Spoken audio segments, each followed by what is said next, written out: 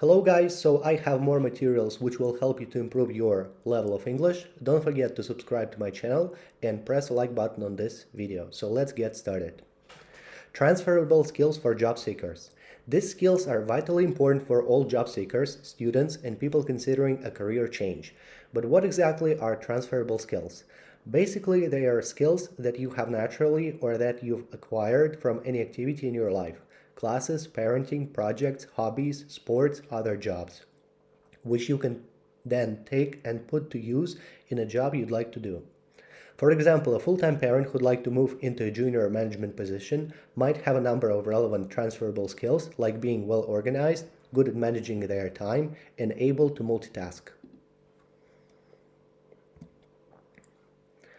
What it feels like to survive a skydive without a parachute.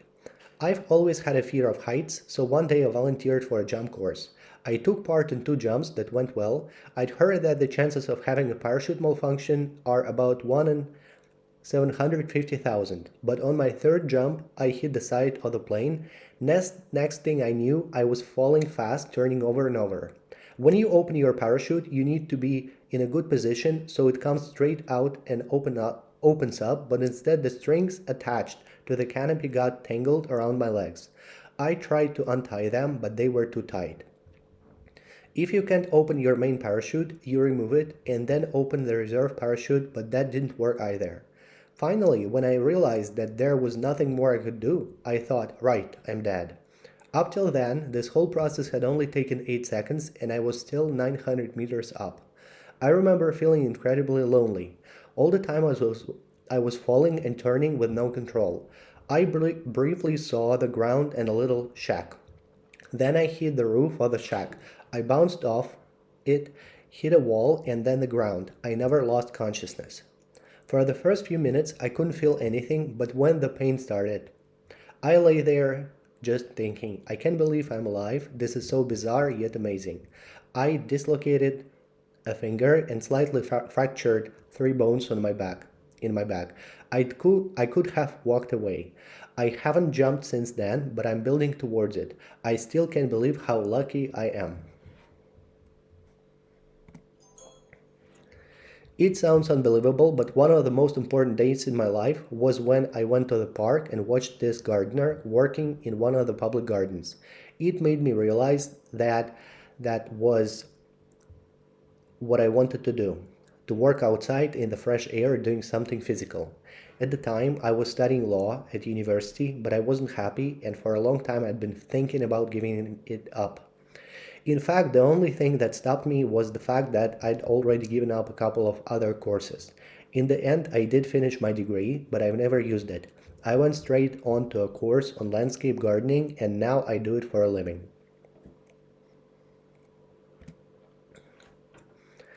Markham College Center for Continuing Education. Bollywood Workout. Lessons focus on the classic moves of the entertaining and beautiful dance forms seen in Bollywood films, all accompanied by lovely traditional music. The classes offer a great full-body workout for those who want to stay in shape and include more exercise in their weekly routine. Comfortable clothes are recommended. Car Maintenance for Beginners. This course provides practical training in basic servicing, replacement of parts, and minor repairs. It also includes lectures on car engines, tires, and brakes, as well as how to buy cars. You will gain a better understanding of how cars work and practical knowledge on how to keep your car in good working order. Creative Writing. This course introduces you to the skill and process of creative writing. In-class exercises focus on characterization, dialogue, and narrative. Assignments done at home will develop your own ideas. You're encouraged to listen to each other's work and offer critical support. You'll discover your own writing voice while producing both fiction and poetry. Basic First Aid. We offer hands-on learning of this important life skill so you'll be able to act confidently in various emergency situations requiring first aid. You'll also learn about common medical conditions along with suitable treatments for people of various ages. Successful participants will receive a certificate in basic first aid. Malaysian cookery. Our course introduces students to Malaysian cooking, a fantastic blend of cuisines, mainly Malay, Chinese, and Indian. The varied dishes guarantee something for everyone's taste. All our tutors are Malaysian born and fully qualified. Classes are small to ensure good supervision. Students work in individual, fully equipped cooking stations and no washing up. An introduction to psychology. Psychology is about understanding human behavior, and this course is designed for people who would like to increase their knowledge of this important and fascinating area. The course covers a range of topics, and seminars encourage discussion of past and present theories and case studies. A certificate of completion will be awarded. Hello class, I'm the 16-year-old head teacher. For his classmates, the 4 o'clock bells means lessons are over, but for 16-year-old Babur Ali, it is time to take off his uniform and start a new school day as probably the youngest head teacher in the world.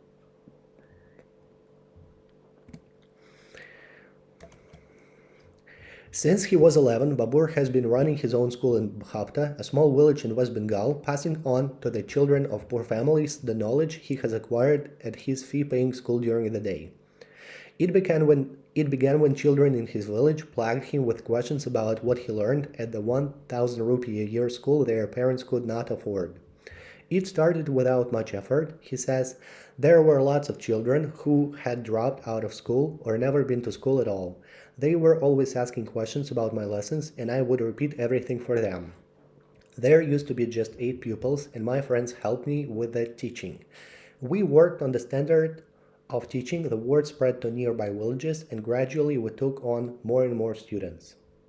5 years later, Babur is recognized by district education officials as head teacher of the Anand Shiksha Niketan school with 10 teachers and 650 pupils. The teachers work unpaid, the children wear their own clothes rather than uniforms, and the books and desks are financed through donations. Babur works remarkably long hours. On a typical day, he'll rise at 5 a.m. in the morning for morning prayers, do household chores, then take a bus to school in a village 3 miles away. From 10 a.m. to 4 p.m., he focuses on his own studies, then he races back to his village to welcome his students at 5 p.m. He teaches until 8 p.m. and supervises his colleagues, mainly fellow pupils ranging from 16 to 19 years old. The teaching doesn't make him tired, he says, but gives him more strength to keep up his busy schedule. His parents are bursting with pride. His father, Mohammed Nasiruddin, was shocked when he first discovered his son was teaching. I couldn't believe it. He's always rushing from place to place, and I was worried it might affect his studies. So I visited his school. Seeing his determination and dedication to teaching cleared my doubts, he says. Babur believes he has found his vocation. He's working towards qualifying as a teacher so that he can carry on developing his school. His plan is to sign up for a distance degree so that he won't have to give up teaching classes. The secret of his success, he says, is commitment. You have to be dedicated and determined. You need to create a positive learning environment, and there has to be goodwill between teacher and students.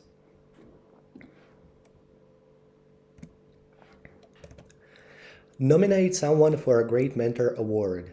Is there someone who's been a great mentor to you? Someone who's taught you important things in any area of your life?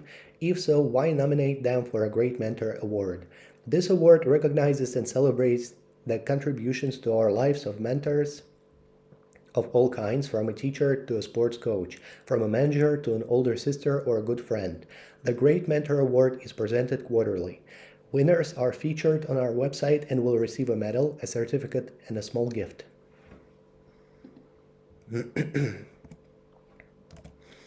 When I was 21, I had a Volkswagen camper van. I was extremely proud of it, and I was always polishing it. I used to go traveling in it every summer. Sometimes my friend would come with me, and we'd have a great time. But I'm green nowadays, so I'm always thinking of ways to help the environment. I go most places by bicycle, and for long-distance journeys, I'll take the bus or train. But to tell you the truth, I still miss my old van.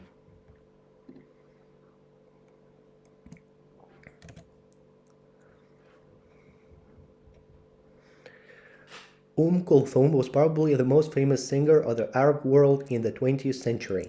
Even today, more than 3 decades after her death, she is known as the voice of Egypt and the star of the East, and her music can often be heard on radio and television.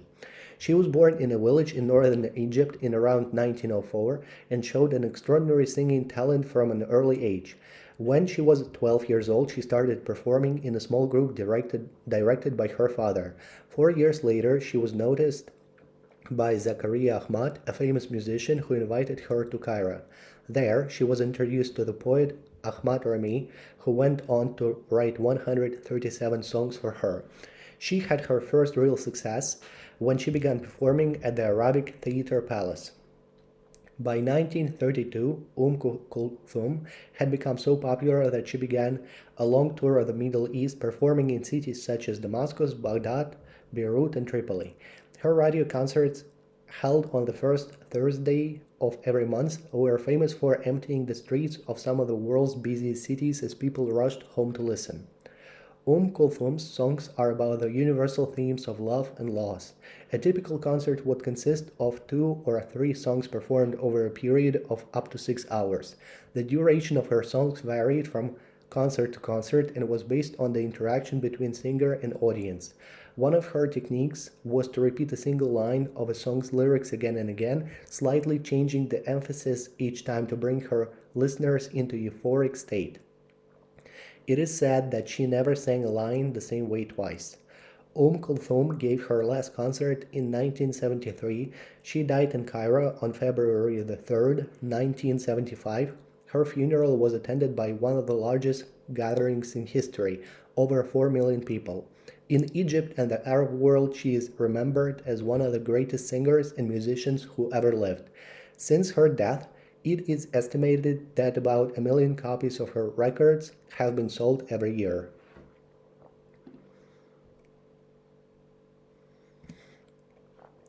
Jung Nara, entertainer.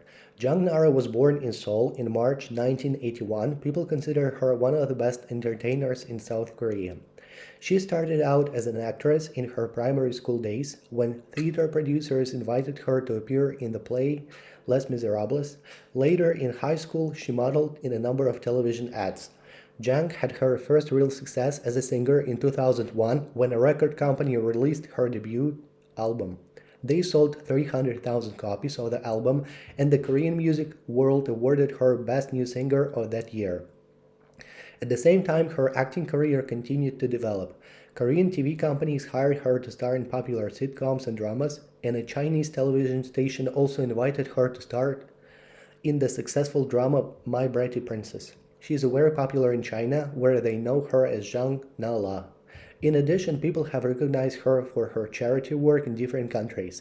One Chinese charity appointed her a Goodwill Ambassador, the first foreigner to receive this honor.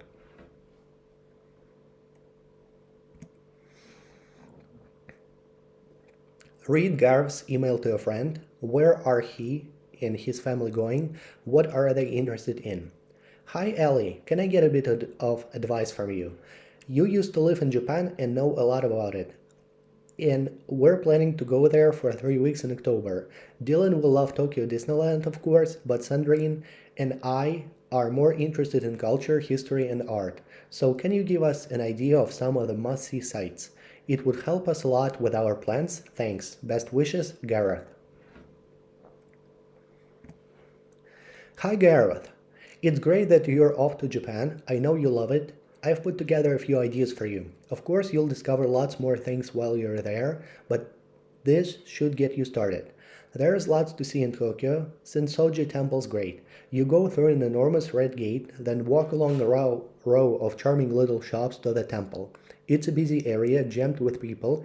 Next, be sure to go to Kabuki Theater. It's advisable to get tickets for one act only, as the whole thing can last 4 hours. And check out the food floors in department stores.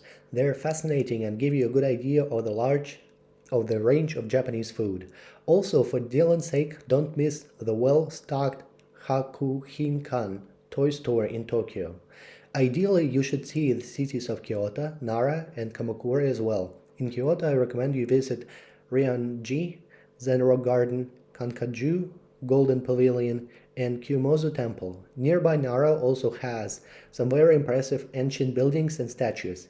As for Kamakura, it's a historic city about an hour south of Tokyo. Make sure you see the great Buddha there, a huge bronze statue, and don't forget to watch your money at the Zenyarai Benten Shrine. They say if you do, it will double. If you can, try out a mountain onsen hot spring. They're wonderfully refreshing, and it's well worth staying at a ryokan, a traditional inn where meals are brought to your room on trays. I hope you have a great time. I look forward to hearing all about it later. Lots of love, Ellie.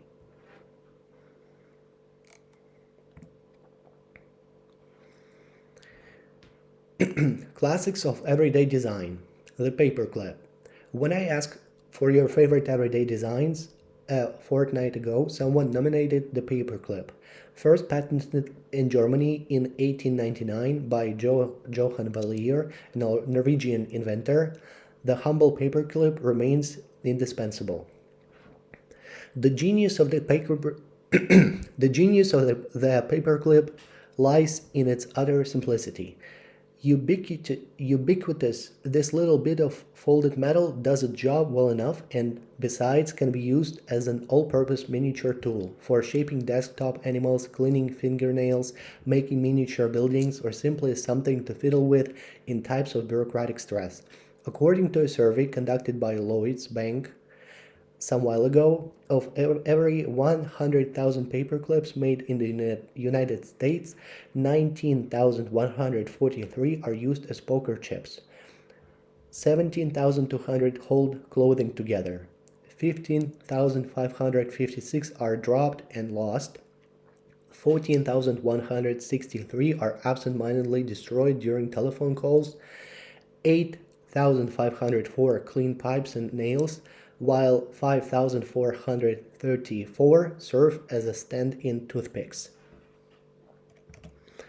There are several different types of paperclip, but the one many readers will have in mind and in drawers of desk at home and at work is the familiar double U-shaped gem clip, made originally by Gem Manufacturing Ltd. This British company had probably been making paperclips for several years before Johann Valier created his version, but it hadn't thought of taking out the patent as the Norwegian did. Not that Valier made any money out of his invention. Even so, in recent years a giant paperclip, I promise this is true, has been erected outside Oslo in Valier's memory. There is, though, a perfectly serious reason for this seemingly mad moment in the world of public art. During the Second World War, when Norwegians were forbidden to display national symbols, they began to wear paper clips on their clothes. Not only was it, in their minds, a Norwegian invention, but it symbolized the idea of holding on together. From a simple tool to a national symbol of resistance, the paperclip is a small triumph of everyday design. An example of the gem clip is even held in the collections of New York's museums of modern art.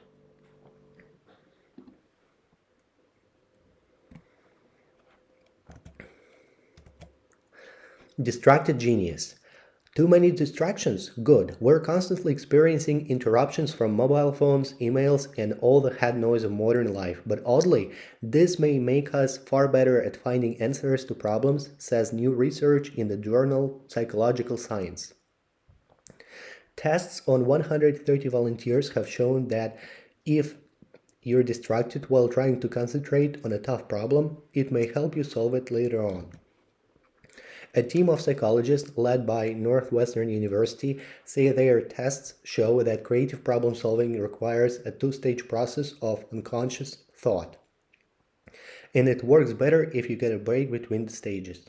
Their experiments involved asking two groups of volunteers to perform a series of tricky word association tests. One group was told to stop work on the tests halfway through and to try some other tests instead. When they returned to the first test, their performance was much better. Professor Adam Galinsky, who led the study, says this two-step unconscious system explains a phenomenon that many of us have noticed. If you give up on a problem, somehow it sorts itself out in your head a little later.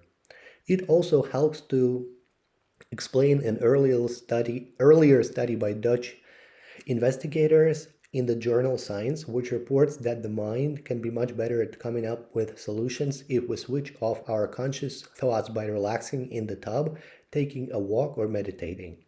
The report in Science also suggests that creativity-based companies might well profit from encouraging their staff to build some slack into their days rather than staying glued to their desks.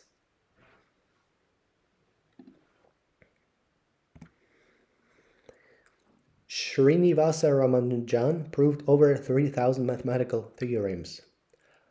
Auguste Kekulé discovered the chemical structure of benzene in 1865.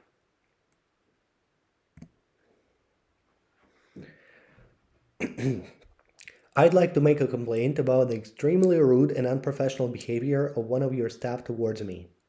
I stayed at your hotel in Maybury from 10 to 14th of May.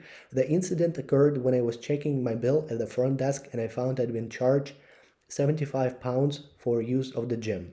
However, I'd been told when I checked in that if I used the gym, it would be complimentary. When I pointed this out, the clerk, Will Marley, said, "Don't cause trouble. Use of the gym is not complimentary and there's no problem with this bill." I was appalled by his words and I refused to pay. The manager came out and immediately cancelled the charge, but Mr. Marley did not apologize, nor did the manager tell him to. If this had happened in my country, he would have been fired on the spot. I regret I didn't insist on seeing a director, but I was in a hurry to catch my flight. I would like to receive a formal apology from the directors of the hotel and an assurance that the employee has been disciplined. I also suggest you take steps to ensure that such an incident doesn't happen again. I look forward to your response and I hope that you will be able to restore my confidence in your hotel.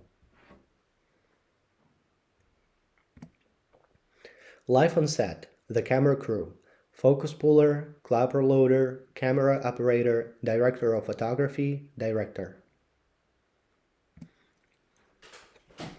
At the heart of the creative process, the director is responsible for interpreting the screenplay and transforming it into a film with its own distinctive style. The director must be able to communicate their vision not only to the actors but to all the technical departments, lighting, sound, special effects, and so on. On a film set, everybody is accountable to the director. Off set, the director is accountable to nobody except the producer, the person with the money. If the film is a big success, the director will get most of the credit. But look through any film guide and notice how many directors' names appear just once because they were never invited to direct again. The director of photography is in charge of the camera and lighting crew. The director will talk to the DP in detail about how they see particular shots. Then it's up to the DP to make sure the team delivers exactly what the director wants. Despite their relatively low profile with the public, creative and reliable DPs are highly regarded in the film industry. A DP on a big budget films will experience many other things a director does. The travel, the top hotels, the respect, but without taking the blame if it all goes wrong. That's the director's job.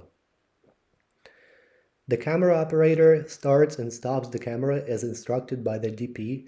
It's the camera operator's responsibility to make sure the camera moves smoothly and to be aware of where the boom, the long pole that holds the microscope, is located so that it doesn't get into shot.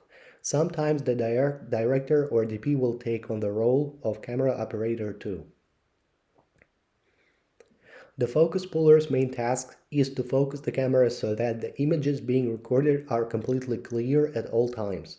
As the focus puller doesn't look through the camera, this requires a high level of expertise, especially if both actors and camera are moving at once.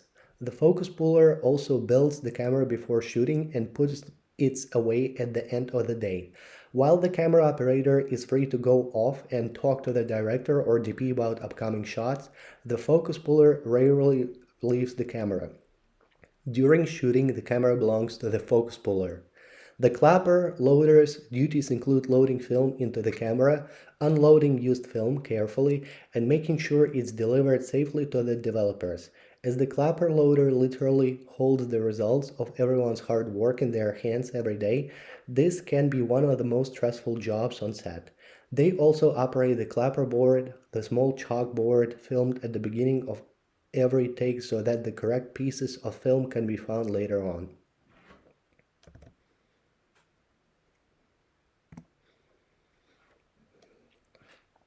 Choose one of these situations or think of your own subjects to talk to. You've been invited to give a brief presentation at a conference. The aim of the presentation is to give people a simple introduction to your company or the organization you work for, its history, its structure, its main activities, and so on.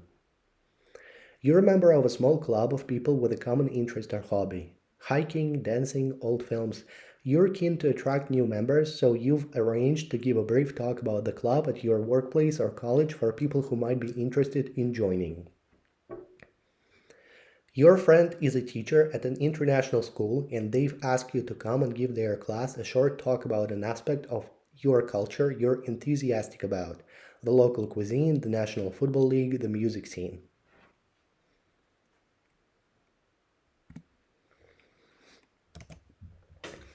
Forget space travel, the ocean is our final frontier. Beneath the surface of the sea lie untold mysteries and opportunities. It seems we can't get off the planet fast enough. Two-thirds of NASA's annual budget is devoted to manned space exploration, and that figure will grow with the USA's decision to send a man to Mars in 2037. We've seen all there is to see on Earth, right? Wrong. The final frontier is here, beneath the surface of the sea. Heading down into the ocean, human limits are quickly reached. At 200 meters, the water is as black as a moonless night. Most nuclear submarines would implode before they reach 1 kilometer down. At 3 kilometers, still less than the average depth of the ocean, there's a good chance that you'll discover a species completely new to science.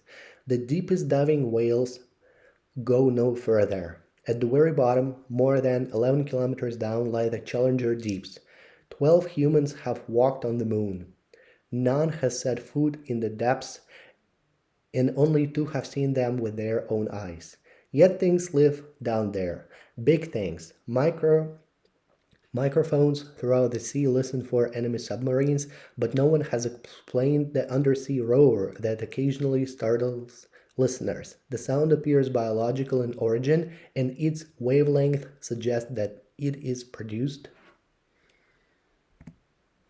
by an animal bigger than a blue whale, the largest creature known on the planet.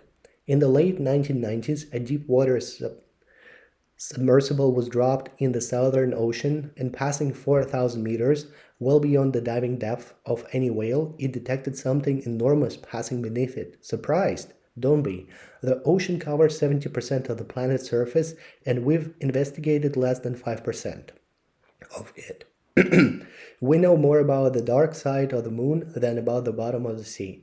One reason that we explore space is to find evidence of other life forms. The search for extraterrestrial life is important, but robots can look beneath the dry rocks of Mars better than humans.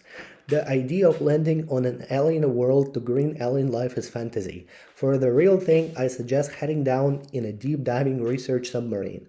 Satellites and unmanned space probes allow us to look at our planet with a global perspective and stare into the history of the universe.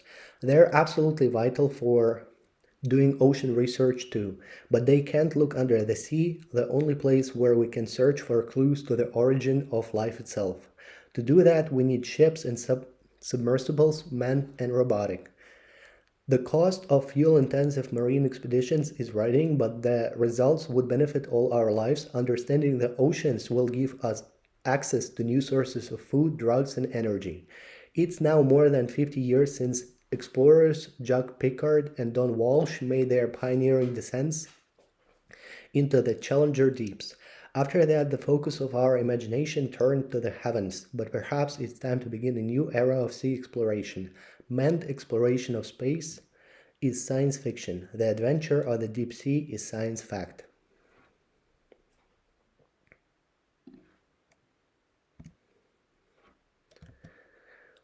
Dr. Luigi, saving pandas. Like many children, Lucy was always curious about the natural world around her, but unlike most kids, she was to make preserving that world. In one of its most precious species, her life's work, Dr. Lu, director of the Shanshui Conservation Center in China, is one of the world's top experts on panda conservation. After years of laboratory work and field research, she has won international acclaim and too many awards to count. How did you come to dedicate yourself to saving the panda? Initially, I studied biology, but I was attracted to field work and wanted to work outside of the lab. As an undergrad, I began studying with a professor who was focused on pandas. The more I learned, the more I wanted to learn. And once I began to understand the danger they faced as a species, man's destruction of their habitat, I just felt I had to do something. I wanted to take all the knowledge and training I built up and use it to benefit the environment. What's the biggest challenge you face? The hardest thing is to change people's minds and behaviors, whether it's the government, business, or everyday people. Farmers are worried about paying their bills. Local governments are concerned about jobs and education, and conservation isn't everyone's top priority. How do you change minds? It's always a struggle, but the most important thing is to understand and appreciate why people feel the way they do. Everybody likes pandas, but their everyday issues take precedence. You have to put yourself in their shoes, and when you do, you realize you'd feel the same. That helps you come up with solutions. Complaining and scolding don't work. What is your experience of working with the Chinese government? There's a lot of cooperation. Years ago, while doing research in an area the logging companies worked in, my professor worked with the government to turn the area into a reserve and showed people things could change. I was really encouraged. 4 years after that, the government actually stopped all commercial logging in Western China, and this benefited the panda a great deal. The logging companies, subsidized by the government, became tree planters. They became our ally. Is logging still a threat to the panda? No, but habitat destruction continues in other ways because they are building roads and more tourists are coming. But tourism can be managed in a non-invasive, low-impact way. That's the challenge for that industry. You seem so positive. Do you ever get discouraged? Sure, but I get strength from the people I work with, my friends. What we're doing is part of human nature, so I can always find allies. What do you hope will be your life's greatest accomplishment? That's easy. I hope one day my work won't be needed anymore.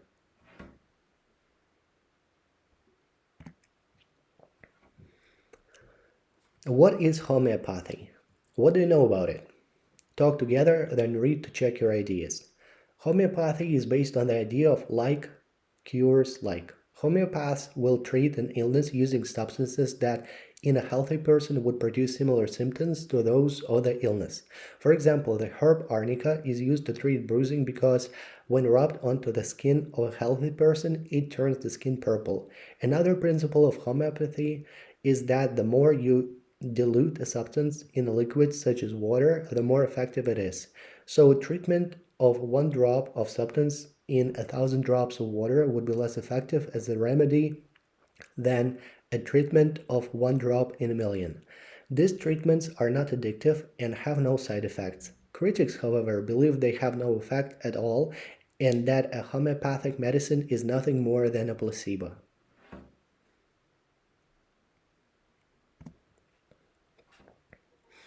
Homeopathy, does it work? Homeopaths claim that their pills make people get better. This is a very easy claim to test, and it has been tested thoroughly. The pills perform no better than ordinary everyday sugar pills, which have never been given the magical treatment by a homeopath. They are nothing more than placebos. The placebo effect is far more powerful than most people realize. It's fascinating, and it has been studied extensively by medical science. We know that 4 placebo sugar pills a day will clean up an illness quicker than 2 sugar pills.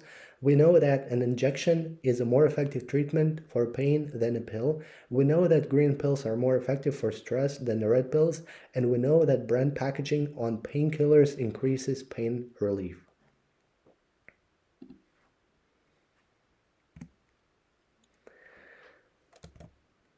But if homeopathy users are being deceived by the placebo effect, is that so bad? Maybe not. There are often situations where people want treatment but where medicine has little to offer: back pain, stress at work, medically unexplained fatigue, and most common colds. Trying every known medication will give you only side effects. A sugar pill in these circumstances seems a very sensible option. But there are ethical problems. Modern doctors are very open and honest with their patients. But when someone prescribes a homeopathy pill that they know is no more effective than a placebo without telling their patient, then they show no respect for some very important ideas, such as getting consent from your patient and respecting their right to make decisions. There are also more concrete harms. It's routine marketing practice for homeopaths to attack conventional medicine. Homeopaths have been caught giving patients sugar pills to protect them against fatal diseases like malaria, while not even giving basic advice on prevention, and giving dangerous advice on vaccines. Was there any action against these homeopaths? None. This is shamefully foolish, and to point this out should not be considered an attack on homeopathy. It's simple common sense.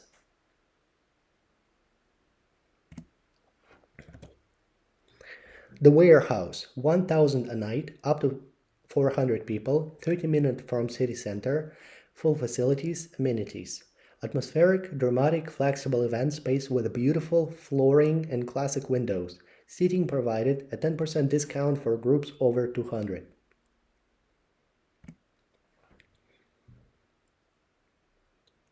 $1,500 per night, capacity 250 adults, city center, river dock. Food, full bar, toilets. Want to hold a conference, dinner, or theatrical event in a unique venue? Book a historical riverboat. Space is adaptable for your needs, a wonderful atmosphere.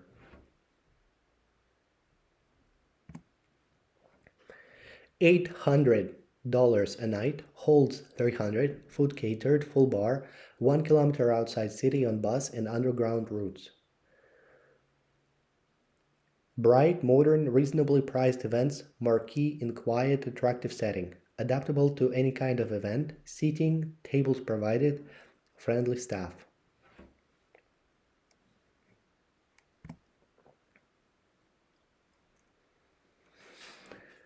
Real professionals, the mediator, conflicts at work, family feuds, neighborly disagreements. Isabel Clarke has over 20 years' experience of workplace, relationship, and community mediation. Can you give us an example of what you do?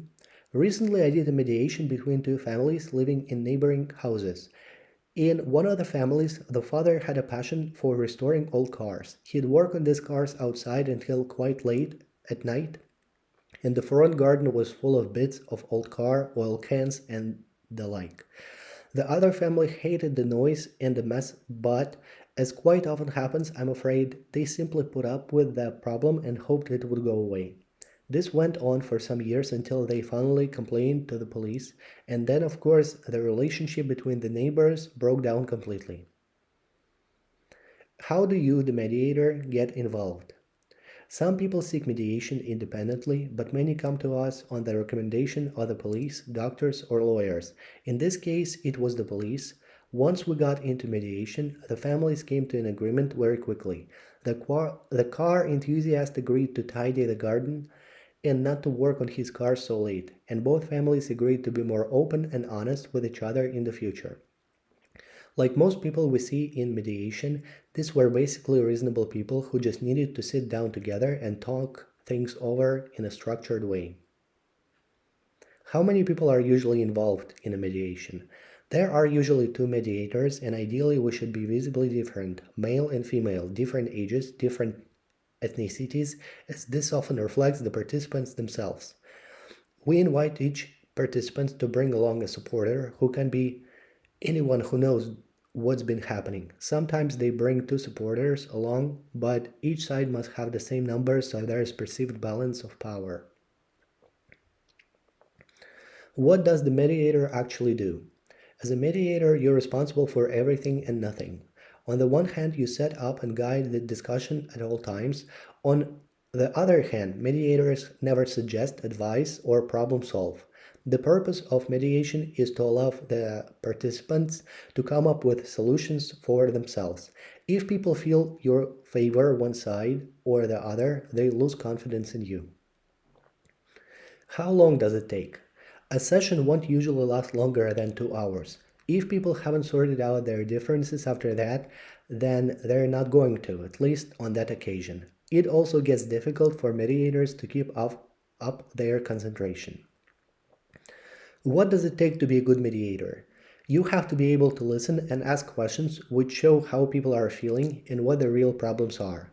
From time to time, you summarize what they say. So you're upset because when they see things from a distance, objectively and without emotions, they can begin to move towards a solution. A mediator recognizes moments of change when people face up to reality and are ready to compromise. For instance, the moment when they stop looking at the mediator and start looking at each other.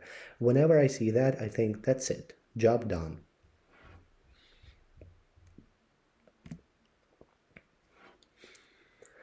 I work as a futurologist. I study the future. My day to day work involves tracking developments across the whole field of technology and society, figuring out where it is all going next, and how that will affect our everyday lives. My main tools are a strong background in science and engineering, trends analysis, common sense, reasonable business insight, knowing when to listen to other people, and a whole lot of thinking. I usually get it right, but since the future is never totally predictable, I sometimes get it wrong too, about 15% of the time.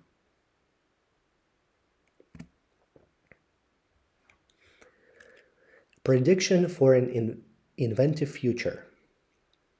Active contact lenses. In 1991, I predicted the invention of an active contact lens which would use tiny lasers to project a picture onto your retina, allowing you to include any image in your normal vision. A company in the US has already made a prototype with 4 pixels, but in the future we'll see high definition lenses with full 3D virtual reality for games playing and so on.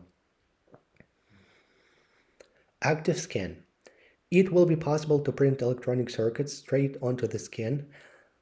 They'll only last a few days, which could be perfect for security passes of ultra-secure fingerprint technology. I'd be surprised if a prototype isn't available in about 5 years. If we combine active skin and contact lens displays with the incredible miniaturization of IT, you won't need a keyboard or a mobile phone because you could just touch your skin to access the internet or call up a friend and see everything in your active contact lens. Digital jewelry. I predict that mobile phones will become obsolete by 2020. Voice recognition will be so advanced that a simple piece of digital jewelry will be able to connect and dial as soon as you say the word. There's also the possibility that thought recognition could allow you to just think the number. This is already in its early stages. The technology exists that allows you to move a screen cursor simply by having electrodes hooked up to your brain. Solar power stations. The amount of sunlight falling onto the Sahara is a couple of kilowatts per square meter. If you can make solar panels that are 30 or 40% efficient, something which will be available in the very near future, and you cover just 10% of the Sahara, you'd easily solve the world's energy needs. To make that possible, we'd need superconducting cables to get the electricity to the rest of Africa and the world, but once that technology is there, I can see that Sahara turning into a vast solar power station. Automatic transport systems. By 2020, self-driving vehicles could be quite common. Further into the future, we could very well have a countrywide transport systems of small electric cars that would use electrified railways. You could tell a car where you want to go and lie back as it drives to the station, gets on the rails, drives quickly just inches from the cars in front, then gets off on the other end and drives you to your destination. External brains. By 2050, I can see us having probes that pick up signals from all over the brain. Will then be able to use thought recognition and create computerized brain models in which you could run ultra-fast thought processes before feeding them back into the brain, massively increasing IQ. After the invention of a few key technologies, the next step could be uploading a brain onto a computer, then programming it into an android. Okay, that's it for now. Thank you for watching this video.